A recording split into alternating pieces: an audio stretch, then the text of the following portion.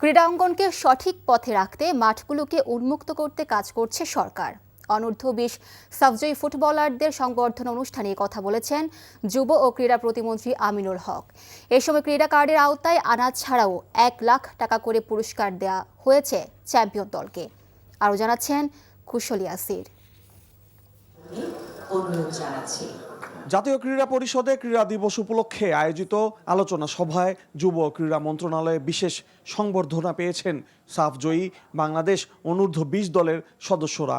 এ সময় তাদের ক্রীড়া কার্ড ও আর্থিক পুরস্কার প্রদান করেন ক্রীড়া প্রতিমন্ত্রী আমিনুল হক। উপস্থিত ছিলেন বাফুফের সভাপতি তাবিদ আওয়াল সহ বিভিন্ন ফেডারেশনের সংগঠকরা। ফুটবল সহ ক্রীড়াঙ্গনকে এগিয়ে নিতে সবাইকে একসঙ্গে কাজ করার আহ্বান জানিয়েছেন ক্রীড়া প্রতিমন্ত্রী। আমরা যেটি এখন চাই যে তৃণমূল থেকে প্রত্যেকটি বাবা মা, প্রত্যেকটি সন্তান, প্রত্যেকটি ক্রীড়াবিদ যারা ভবিষ্যতে স্বপ্ন দেখে বাংলাদেশের হয়ে খেলবে, যে কোনো খেলা হতে পারে সে।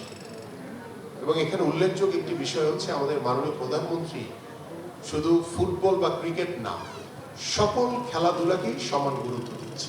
আমরা আমার পক্ষ থেকে, আমাদের সরকারের পক্ষ থেকে সব সময় আপনাদের পাশে রয়েছি, আপনাদের পাশে থাকবো ইনশাআল্লাহ। অনূর্ধ্ব-20 দলের পক্ষ থেকে কৃতজ্ঞতা প্রকাশ করেন ফুটবলাররা। নতুন সরকার গঠন হওয়ার পরে এই প্রথম ফুটবলে কোনো সাফল্য আমরা অর্জন করতে পারছি। তো আমার টিমমেটরে একটা কথা সবাই আমাকে বলছে, আমরা যেন ওই ট্রফিটা প্রধানমন্ত্রীর হাতে তুলে দিতে পারি।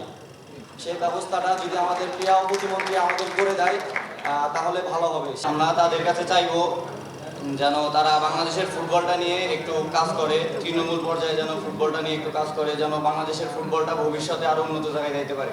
এর আগে সকালে আন্তর্জাতিক ক্রীড়া দিবসের র্যালি উদ্বোধন করেন আমিনুল হক।